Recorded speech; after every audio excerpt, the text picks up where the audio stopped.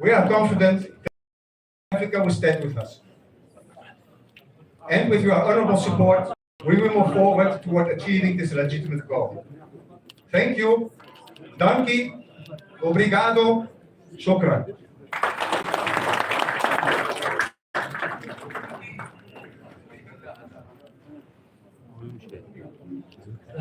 Okay, now we need to push forward and we invite our guest. We start with Mr. Hendricks, our big brother, and our to welcome him to say his statement.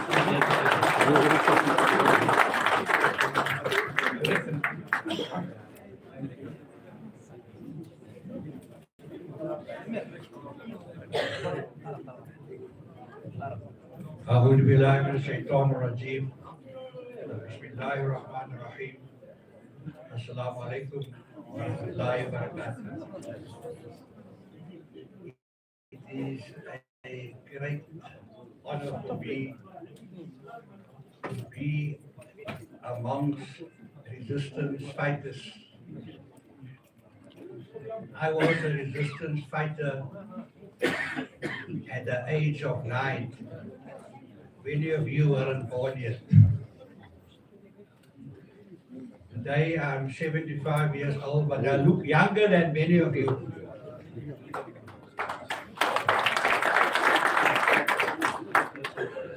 And as it was mentioned earlier on, I'm a Deputy Minister in the Government of National Unity in South Africa, which consists of 10 political parties.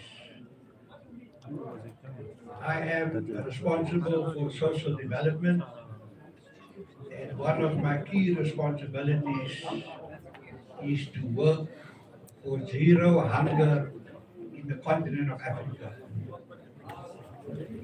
That is a very important objective, that there must be no poverty in Africa.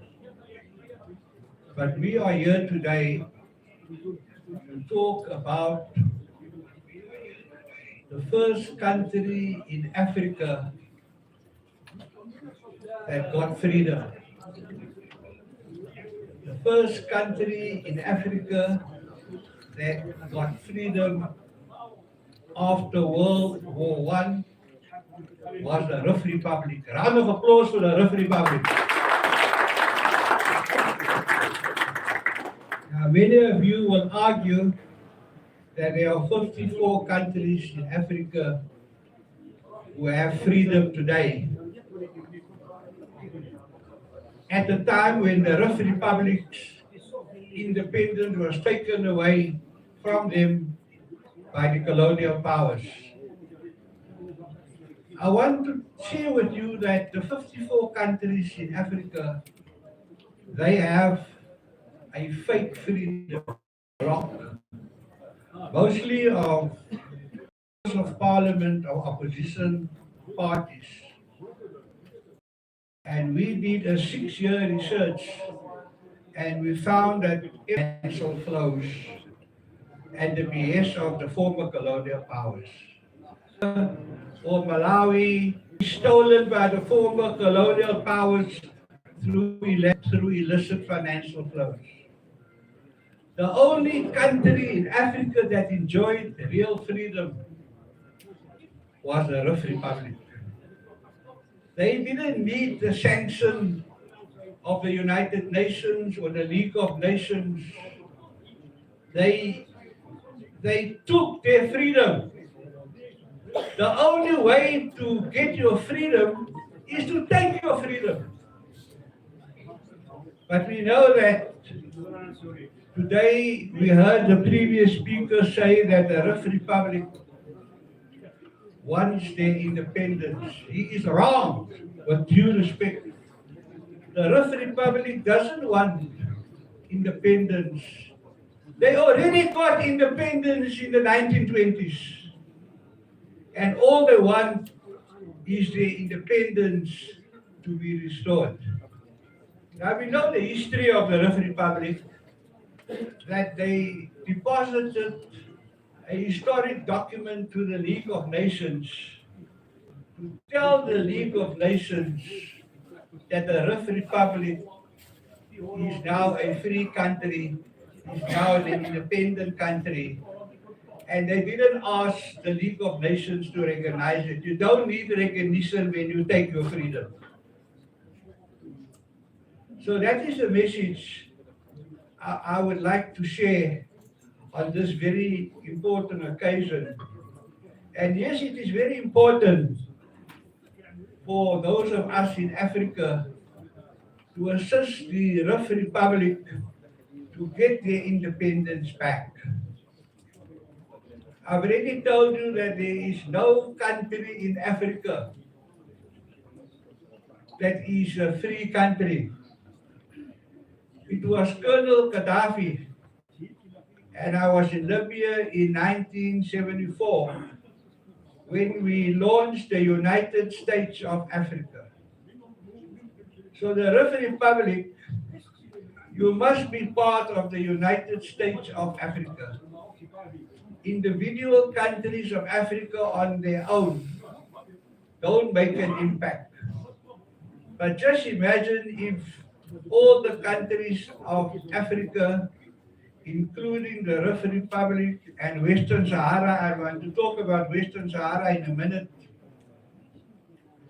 If we are one country, if Africa is one country, it will be very strong.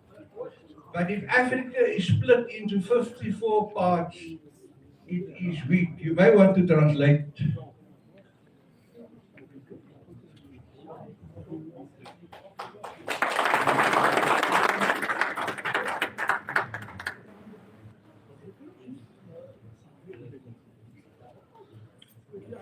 Oh, he's very brave. He says he's going to translate when I'm done. But I'm not going to be done. I'm going to hear the whole day. Because this is a very important conference. And I would like the message to be very, very clear. Now, many of you may have stated that Colonel Gaddafi, that was a pipe dream. It is not a pipe dream.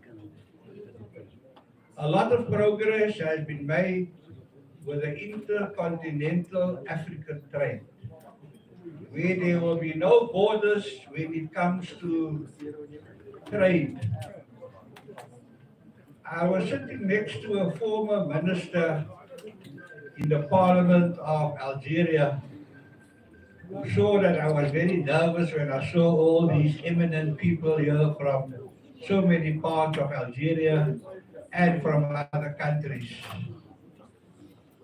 And I asked her, what about a hydrogen train from Algeria to Cape Town to stimulate the economic ties and the trade between countries? I want to share with you the research that we did as part of that bloc of 40 African countries. The research was sponsored by Oxfam. It was also Oxfam and other research organizations that convinced us that not a single country in Africa is free. All the freedoms is fake because 50% of the GDP which belongs to the poor is being stolen through illicit financial flows. And you know what I mean by that. And I hope that many of you are not part of those illicit financial flows, taking away the taxes of that 50% of GDP that should be used for socio-economic development. So Africa, the research has shown that once the trade barriers are removed between African countries, Africa will have 7 years of prosperity that the world has never seen. It will be stronger than the European Union. It will be stronger than the Commonwealth. Because Africa has the potential to ensure prosperity for every person living